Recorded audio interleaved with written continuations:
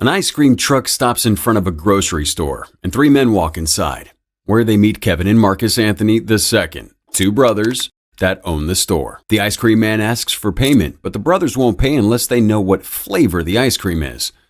After showing the ice cream man a suitcase filled with crisp dollar bills, the ice cream is brought in.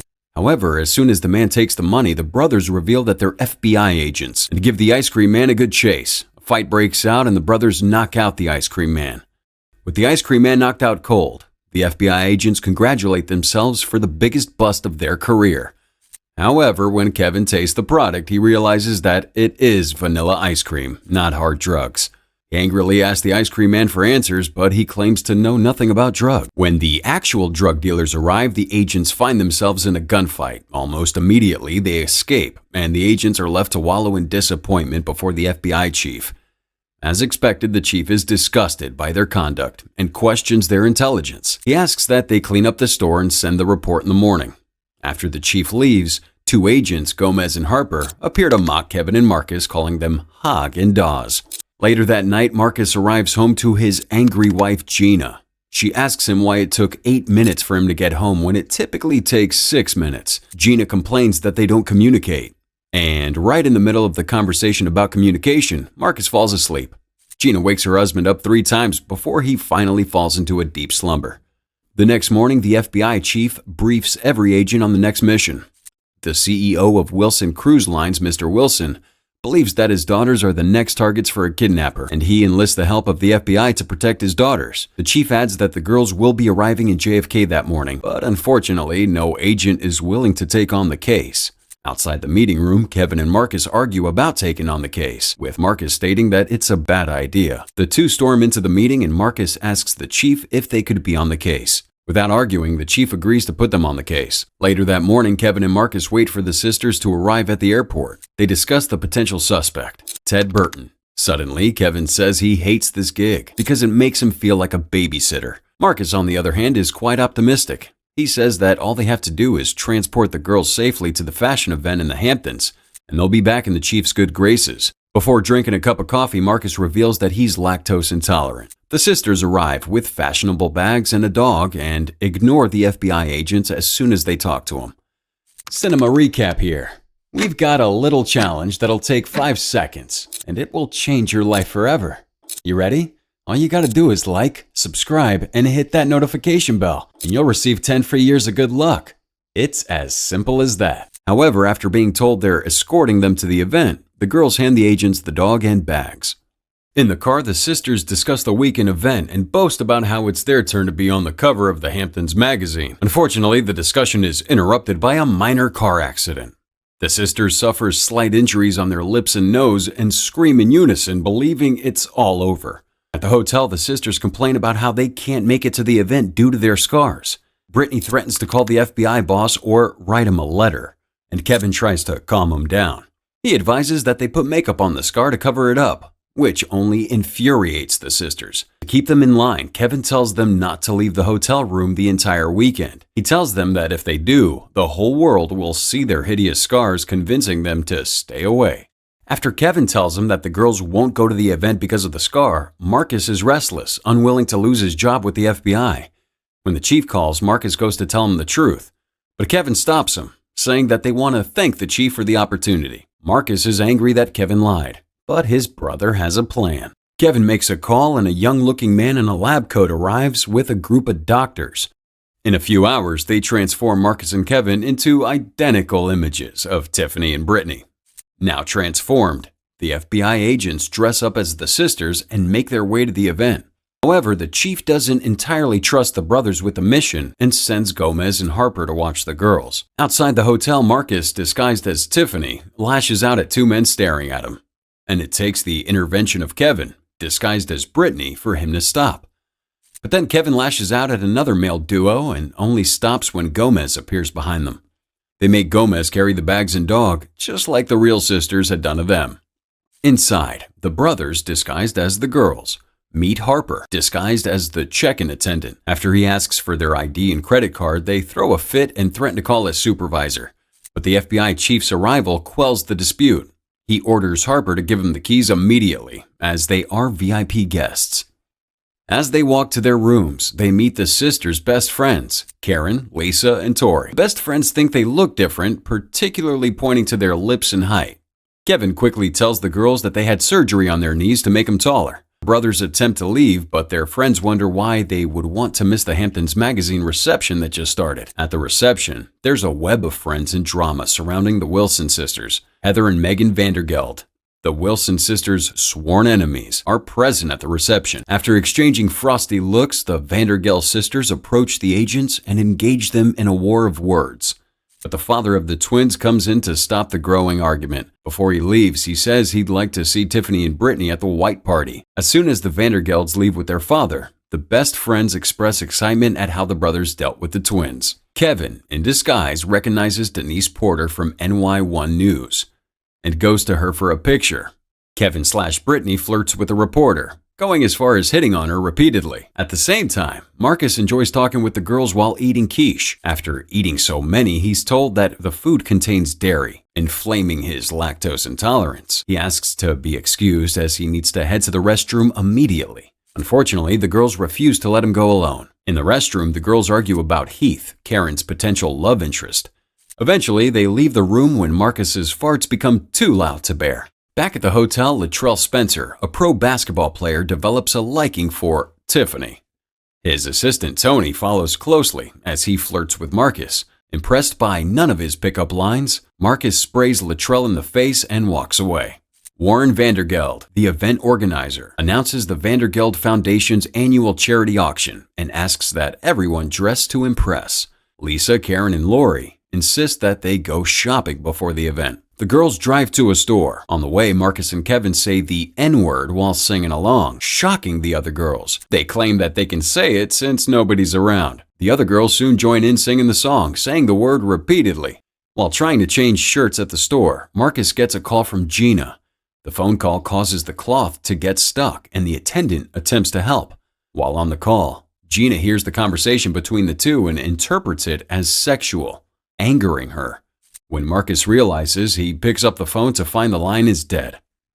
Meanwhile, Kevin is stuck with Lisa. He's engrossed by her body and the clothes she chose, but Lisa cries and says it makes her look like a fat pig. Marcus struggles to find a perfect fit, but only because Karen wants him to wear something smaller and tighter. Even when he says he wears a size 14, Karen orders the attendant to bring in a size 10.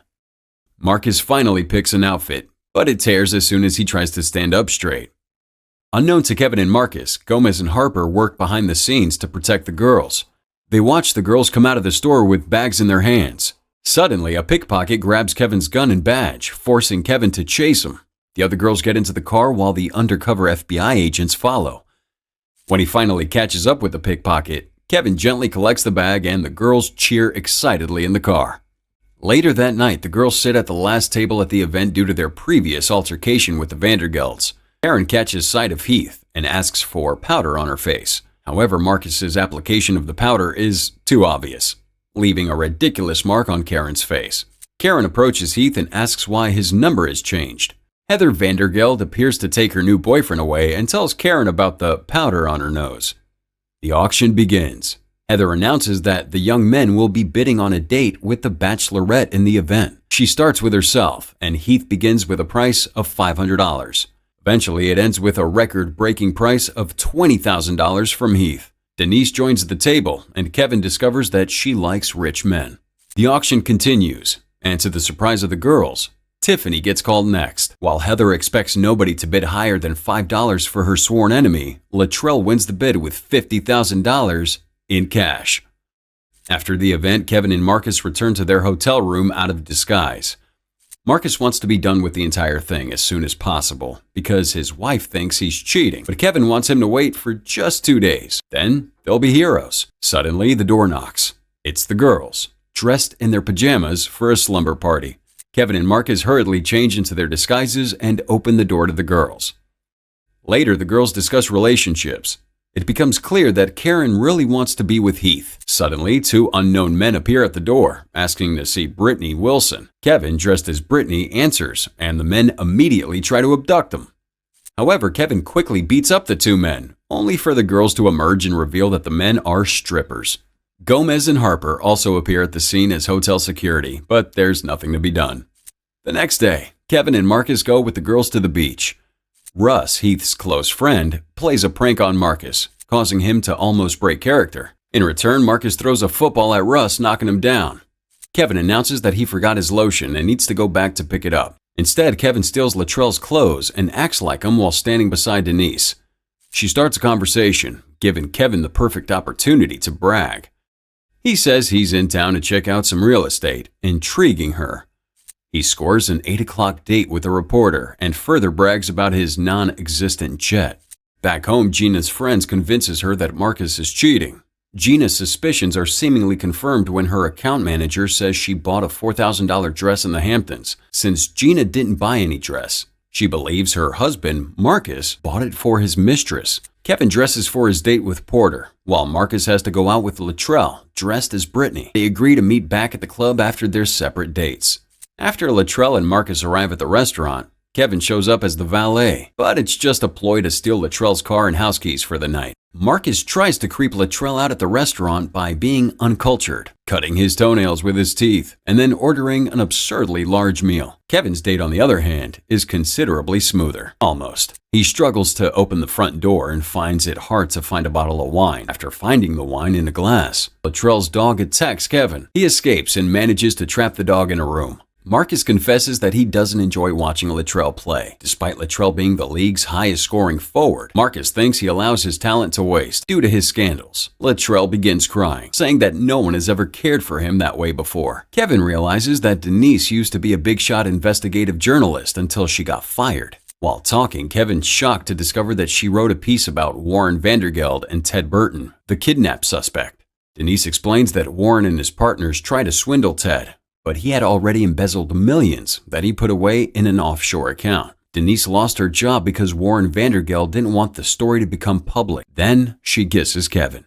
Marcus calls to inform Kevin that Latrell is finished at the restaurant and he expects that his car's back. Meanwhile, Gomez and Harper check Kevin and Marcus's room for evidence. Believing that something's off about the girls, the two agents search the room for answers. They find the masks, but nothing else to support their skepticism. Now in disguise, Kevin, Marcus, Lori, Karen, Lisa, and Latrell sit at a table in a nightclub. Latrell goes to meet Heath and Russ, and the latter gives him a drug to slip in Marcus's drink. When he arrives back at the table, Marcus notices the drug in the drink and switches them when Latrell isn't watching. Latrell finishes the drink and the girls, including Marcus and Kevin, leave to dance. Kevin shares information about Ted Burton with Marcus on the dance floor, leading both agents to see this as a motive for the kidnapping. Karen attempts to flirt with Heath, but Heather notices. Eventually, this leads to a dance battle between the Vandergeld sisters and Lisa, Karen, and Lori. The girls lose to the Vandergeld sisters, but their victory is short-lived, as Marcus and Kevin quickly win. Angry, the Vandergeld sisters storm out. Sad that Heath didn't notice her outfit, a drunk Karen cries and vomits while Marcus and Kevin hold her hair. Karen divulges that the Vandergeld family's broke, adding that her father borrowed the family money to keep their house. At the hotel, the real Wilson sisters see the picture in the newspaper. Initially happy that they made the papers, their excitement dies when they remember that they weren't in the Hamptons. That same morning, Gina arrives at the hotel with her friend to see Marcus.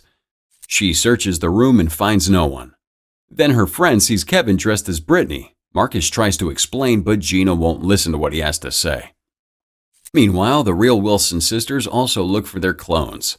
Gomez and Harper stop them, taking them to the FBI chief. We also discover that Ted Burton is to be taken in for questioning as soon as he arrives at the airport. Convinced that the real Wilson sisters are men disguised as women, Gomez and Harper strip the sisters naked. As expected, they're wrong, and one of the sisters knocks Harper out. The chief finds the fake Wilson sisters, Kevin and Marcus, and blames them for the mess. The chief says Ted has been caught, but the brothers inform them that Ted isn't the right person. The chief doesn't listen, firing him. Marcus blames Kevin for everything that went wrong. He blames the loss of his wife and his job on Kevin and leaves. We discover that Mr. Warren Vandergeld is the real kidnapper, with Heath and Russ as his accomplices. Warren boasts that the FBI will be gone soon, especially after arresting Ted. He tells Heath and Russ to kidnap the girls later that night.